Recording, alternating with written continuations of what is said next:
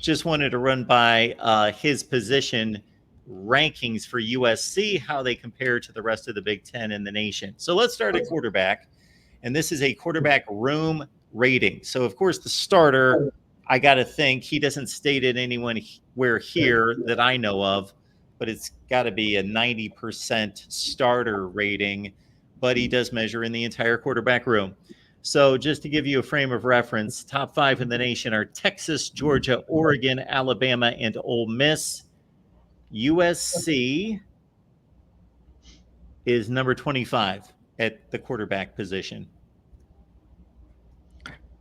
Well, I mean, Miller Moss is not going to get the respect that he's due until then. Jada Mayaba came in. He, had 1 year, played well in the Mountain West, but he's going to have to show a little more than that in order to get to national rankings and put those numbers up. So I'm not much to argue with because there's not much to argue. We have one game with Miller Moss, although I think his upside's going to be great. I know that his coach, aka offensive coordinator, is going to put him in a lot of great positions, and they got great receivers, but that's not talking about the quarterback room. So I don't have much to argue with there. Matt, do you? Not really. I mean, top 25, that seems pretty reasonable for a guy who, was brilliant in the Holiday Bowl, but really that's his college resume essentially.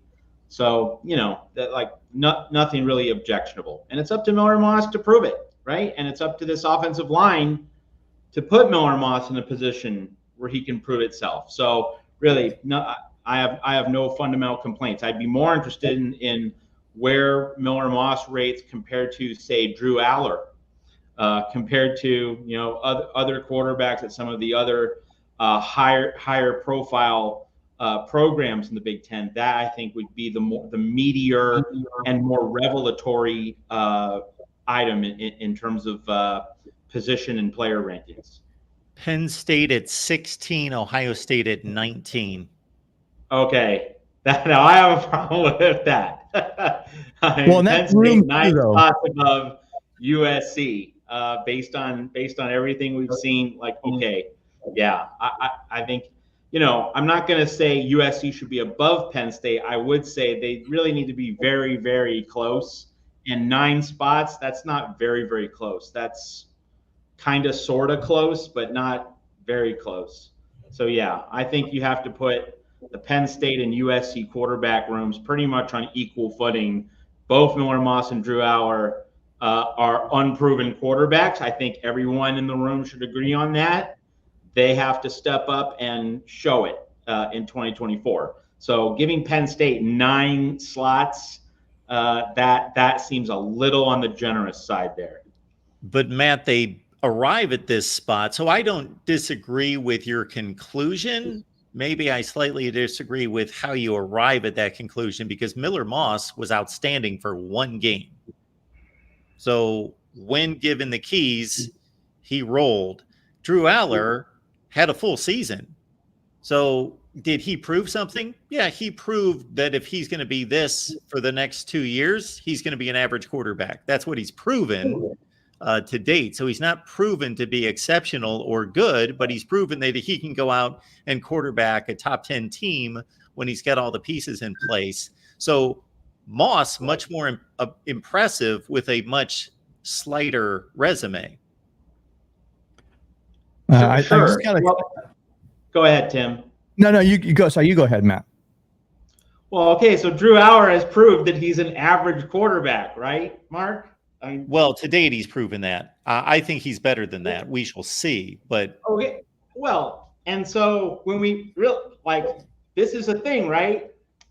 Much as you do your top 25 rankings that make sense, which I fully subscribe to. I am on board with how you do team rankings, and you and I both, we don't really believe in preseason rankings. But if we're going to do preseason rankings, it's not on what we are projecting, it's on what you have done, right? And there's not a lot of meat on the bone with Aller.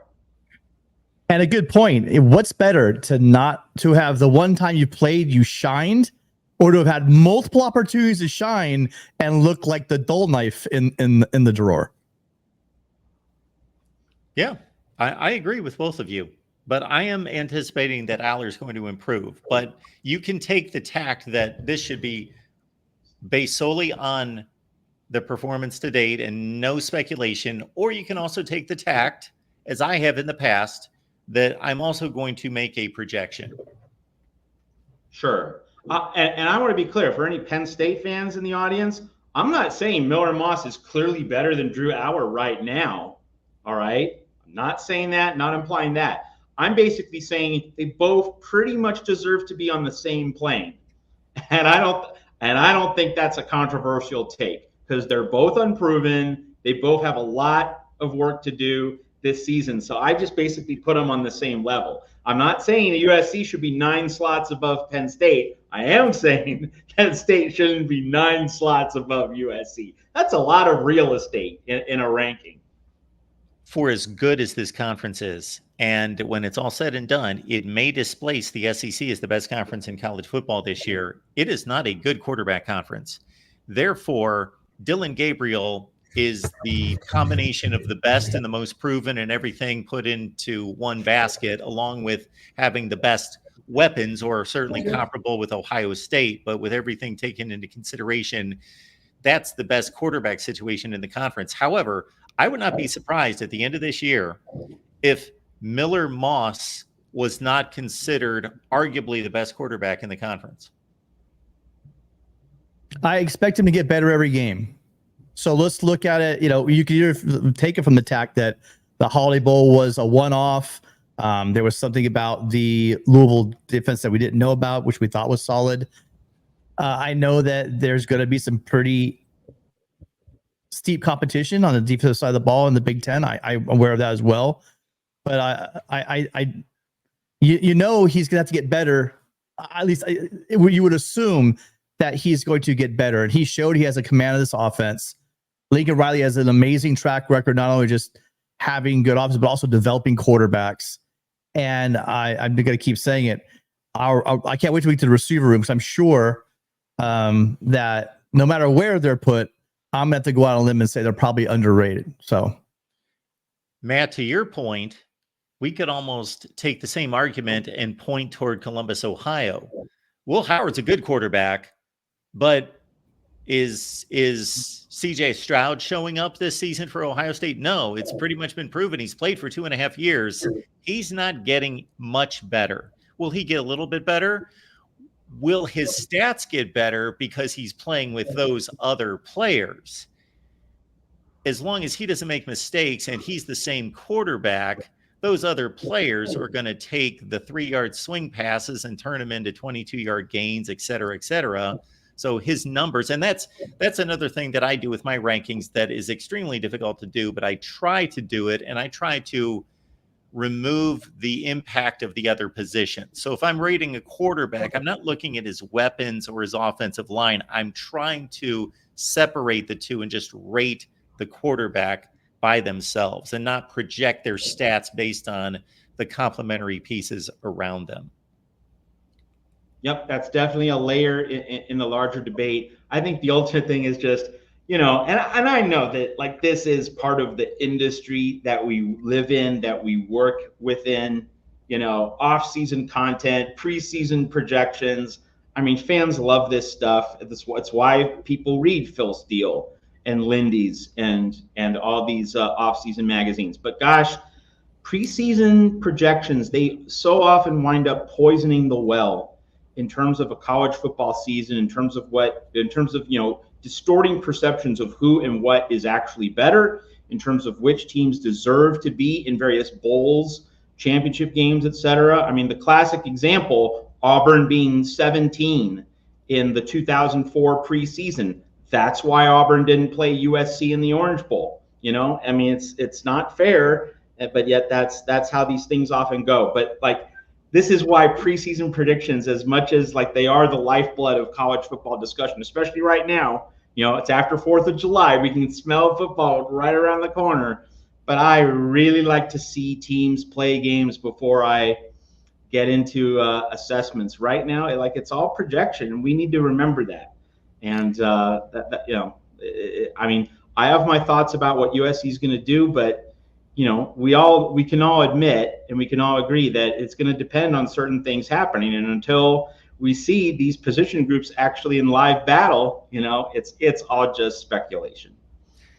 I have said this for a long, long time and perceived it and proven it and confirmed it that, this is not a baseball season where everybody has statistics that have been compiled for 6 months and 162 games. And okay, at the end of the year, okay, this guy that we didn't know anything about at the beginning, he had 314 with 35 home runs. Okay, we're going to give him his due. That a lot of these All-America and all-conference teams, especially that, there's a lot of reputation baked into that. And as long as the player didn't do anything egregious to change that narrative about his playing ability coming in, he's going to get the benefit of the doubt at the end if he was a preseason All-America or all-conference player. You guys ready for running back? Sure. Top 5 in the nation, according to Phil Steele. Ohio State, number 1. Penn State, 2. Oklahoma State, Liberty. Liberty is the 4th best running back room in the nation. I'm going to have to do a deep dive on that one. North Carolina at 5. USC at, guess. Take a guess where he is. USC's running back room. No clue. Okay, 49. Yeah, and I don't know how. Well, I'd love to hear why. I mean, that's the problem. If you have USC's quarterback room at 25 and the running back room at 49, yeah, I'm wondering how you get there. We move on to wide receivers. Top 5 in the nation. Oregon 1, Mizzou 2, Ohio State 3, Ole Miss 4, USC 5. Okay. Yeah, top 5 receiver room in the nation. No argument there. Surprisingly, higher than I thought. Guys should be good. Not higher than I would put them, but higher than I thought we would get from a national magazine. But I'm going back to the running back room. I think maybe it's just because of lack of production. I mean, because that's the only thing I see. You look at Woody Marks. I mean, especially in this offense, and what I'm sure he's going to be used at, as far as catching the ball out of the backfield, wheel routes, just anything. They're going to get him the ball in space. He is the all-time receiving leader in Mississippi State history. Now, he played with some of that with Mike Leach, so there's that. But he is all-time leader, and he's like, I think 5th, Matt, in the SEC all-time. So that's somebody who's maybe not going to be running the ball. But then you look through Peterson, right? Amarian Peterson. I mean, I've been talking about Quentin Joyner forever. And then you add the thumper, the freshman, Brian Jackson. These guys are all 4-star running backs from Texas. So that seems really low just for the roster. Yes, none of them have proven to be breakout players in college football, but a veteran like Marks, along with those 3 young guys with a hell of a lot of talent, outside of San Diego, USC running backs that come from Texas do very well. So I'm just kind of curious why it's so low.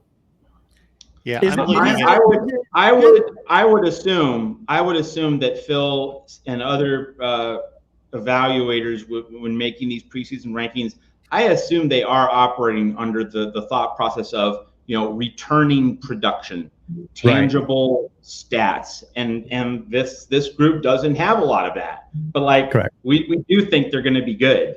Like Tim and I are definitely on board and are in agreement. These guys are really good. It would be interesting, Mark, if we got the offensive line ranking, because if the offensive line ranking isn't very high, then you could kind of say, all right, maybe these running backs aren't quite good enough to transcend the limitations of the offensive line. But if Phil Steele gives this offensive line a decent ranking, then that would make the running back ranking even more of a puzzler.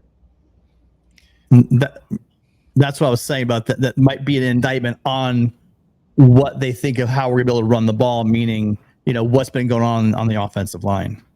Yeah. Unless, again, he's taking the approach that I attempt to take, where you could have, in my opinion, the best running back room in the country and the worst offensive line room in the country, and you wouldn't say, well, I'm going to back off the best running back room to like number 30 because the offensive line's horrible, and I'm going to move the offensive line group up a little bit better because they're going to look better because these running backs are going to break tackles and make them look better. No, I would rank the offensive line the worst and the running back room the best.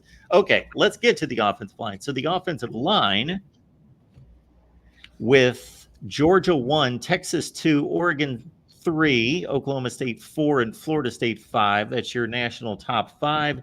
USC at 32.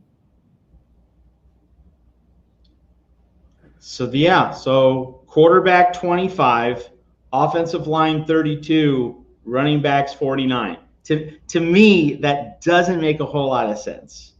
It's way how you arrive at that compilation of rankings for those three position groups. A lot, yeah. So he's a true freshman, but Elijah Page, right, comes in and everyone watched the bowl game, played amazing. He's a highly rated 4-star out of Arizona when he came into the program. I'm really not sure as far as Jonah Monheim was considered, if he had returned by a lot of PFF and everyone else, that if he stayed at left tackle would have been one of the better left tackles in the country, but he's moving inside to center. And I don't know. It was a young offensive line last year. Prangley was a young guy. Alani Noah, a young guy. There's a lot of talent, a lot of size on this offensive line. Outside the top 10, 15, maybe 20, but 30, again, all those seem very conservatively low. And I'm with Matt in saying that the only way I can justify and think about these rankings would be the fact they're going off of how their production last year. And if that is the case, then yeah, last year these would reflect poorly on these current players because one, most of them are young, and they don't have a lot of returning experience and reps. So I'll put it this way. Go ahead. I was just going to state, if you put all those rankings together, this sounds like about the 35th best offense in the country. I don't know that I would be able to find 15 offenses better than USC. I certainly wouldn't take 15 offenses in the country above USC. Yeah, so the point that I'd like to insert in here is that, one of the big continuous talking points on these shows at the Voice of College Football, it's certainly a big talking point for the folks who follow us regularly in the chat on both this show and our Friday Conquest Call-In show. One of the big talking points is consistently throughout the year, if we could just have a top 40 defense, right? Just have a top 40 defense married with Lincoln Riley's offense. That's a winning formula. We're going to have a really good, successful season. The point I'd like to make is if we have, as Phil Steele is, almost projecting, if we have a top 30 offensive line in the country, like to me, if the performance is consistent with a top 30 offensive line, then that means Miller Moss is getting good protection. It means he has time to find his receivers. It means that the running backs have decent running lanes, maybe not a dominant running game, but decent. To me, if we have a top 30 offensive line, like that certainly would seem to set USC up to succeed. So we've been talking a lot about if we can just have a top 40 defense, if we can just have a top 30 offensive line, if Phil Steele is fundamentally accurate, I think I'll take that. I mean, especially as a Josh Henson skeptic, like if we can deliver that, I think USC is probably going to be good. I think Tim is a little more optimistic about Henson. He might expect that USC has a top 20 offensive line. But I would take top 30 at this point. I would take top 30 because I think that would tell me that Miller Moss is generally getting the protection he needs and that the offense generally has the space to create the timing and to create the continuity that Lincoln Riley is looking for in this offense. So I think at this point, yeah, I'll take a top 30 offensive line.